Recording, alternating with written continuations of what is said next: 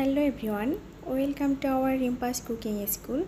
আজকে তোমাদের সাথে নতুন আরেকটা রেসিপি শেয়ার করার জন্য চলে এসেছি। আজকে রান্না করব কচুরমুখী দিয়ে শিং মাছ। তো এই কচুরমুখী দিয়ে শিং মাছের তরকারি কিন্তু আমাদের সবারই খুব প্রিয়। তো আজকে সেই রেসিপিটাই তোমাদের সাথে আমি আমার মতো করে শেয়ার করছি। আমি এখানে শিং মাছ নিয়েছি, একটা বড় সাইজের শিং মাছ তোমরা দেখতেই পাচ্ছ। আর শিং মাছগুলোকে আমি কিন্তু কয়েকটা টুকরো করে কেটে নিয়েছিলাম আগে থেকেই। আর এখানে এখন লবণ আর হলুদ দিয়ে ভালো করে মাখিয়ে নিচ্ছি। মাছটাকে ভেজে নিব, তো সেই জন্য আগে থেকে লবণ আর হলুদ দিয়ে মেখে নিতে হবে।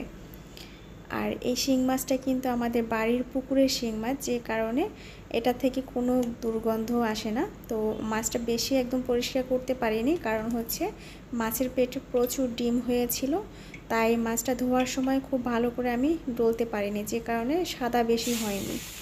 তো আমি কড়াইয়ে তেল দিয়ে দিয়েছি পরিমাণ মতো, আর মাছটা দেওয়ার সাথে সাথেই কিন্তু এভাবে নেড়ে চেড়ে দিয়েছি। আর কড়াইটা কিন্তু অবশ্যই ভালো করে গরম করে নিয়ে দেন হচ্ছে আমি মাছটা দিয়েছি, এতে করে মাছটা ভেঙে যাবে না। আর শিং মাছ, বাইন মাছ এগুলো কড়াইটা ভালো করে গরম করার পরে মাছগুলো যদি একটু সাথে সাথে নেড়ে দেওয়া যায়, তাহলে কিন্তু মাছগুলো ওটাতে সুবিধা হয়। আর আমি যেহেতু শিং মাছটা একদম কড়া করে ভাজবো না, তো সেই জন্য আমি উল্টে পাল্টে ভেজে নিয়েছি। এখন আমি মাছ ভাজার তেলের মধ্যে সামান্য পরিমাণ যে তেল ছিল এর মধ্যেই দিয়ে দিয়েছি 4টা শুকনা মরিচ আর কয়েকটা কাঁচা মরিচ। শুকনা মরিচ এবং কাঁচা মরিচ আমি দুইটাই ব্যবহার করেছি, চাইলে যে কোনো একটা ব্যবহার করতে পারো তোমরা। আর এখানে আমি জিরা এবং ধনিয়া একসাথে ভালো করে এখন একটা মশলা বানিয়ে নেব। তো এগুলো ভেজে বেটে নেওয়ার কারণ হচ্ছে মশলাটা ভালো করে ভাজা হলে ঘ্রাণটা সুন্দর আসবে, আর যখন এটা পাটায় বাটবো খুবই সুন্দর একটা ফ্লেভার আসবে। আর এই রান্না খেতে কিন্তু খুবই সুস্বাদু হয় পাটায় বেটে রান্না করলে। আমি ওই কড়াইয়ের মধ্যেই পরিমাণ মতো জল, সাথে হলুদ এবং লবণ দিয়ে কিছুক্ষণের জন্য এটা ফোটাতে দেব, কারণ এর মধ্যেই হচ্ছে আমি কচুরমুখীগুলো অ্যাড করব। তো সেজন্য আগে থেকে আমি কচুরমুখী সিদ্ধ করে নিয়েছি।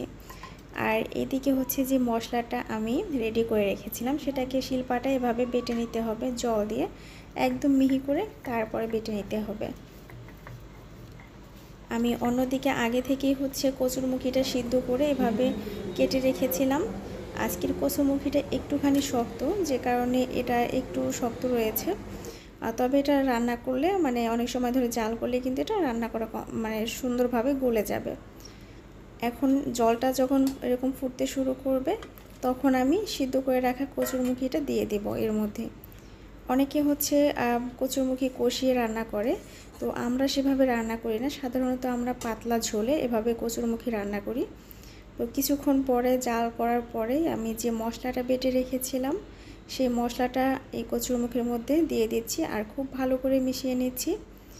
আমি কিন্তু লবণ হলুদ আগেই দিয়েছি, জাস্ট এখন মশলা বেটে রাখাটা যেটা এটা দিয়ে দিলাম, আর সাথে সাথে দিয়ে দিলাম ভেজে রাখা মাছগুলো।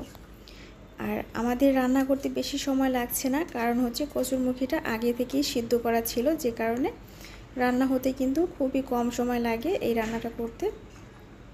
এখন আমি এটা বাঘার দিব, তো খুব ভালো করে জাল করে নিয়েছি। আর তোমরা দেখতেই পাচ্ছ আমি কিন্তু অনেকখানি ঝোল রেখেছি, কারণ কচুরমুখীটা আমি পাতলা ঝোলে খেতেই পছন্দ করি, আর সেজন্য আমি একটু ঝোলটা বেশি রেখেছি। এখন হচ্ছে কড়াইয়ে তেল গরম করে এর মধ্যে দিয়ে দিলাম 2টা তেজপাতা, সাথে দিয়ে দিচ্ছি ফোড়নের জন্য জিরা। এখানে চাইলে শুকনো মরিচও দিতে পারো, যে যেমন ফোড়ন খায় আর কি। তো আমরা সাধারণত জিরা দিয়ে ফোড়ন দিয়ে আমরা তরকারি রান্না করি। আর এভাবে এখন তরকারিটা ঢেলে দিলাম। ঢেলে দেওয়ার পরে কিছুক্ষণ জাল করে রান্না করলেই হয়ে যাবে। আমি কিন্তু আগেই বলেছি একটু ঝোল ঝোল রান্না করব, তো আমি 2 মিনিটের মতো রেখে আমি চুলা থেকে নামিয়ে নিচ্ছি। নামিয়ে তোমাদেরকে পরিবেশন করে দেখাচ্ছি কচুরমুখীটা কতটা সুন্দর হয়েছে। তোমরা দেখতে পাচ্ছ একদম পারফেক্ট একটা কচুরমুখী রান্না। আর এই রান্না কিন্তু তোমরা খেয়াল করলে বুঝতে পারবে আমি কিন্তু কোনো পেঁয়াজ রসুন ব্যবহার করিনি।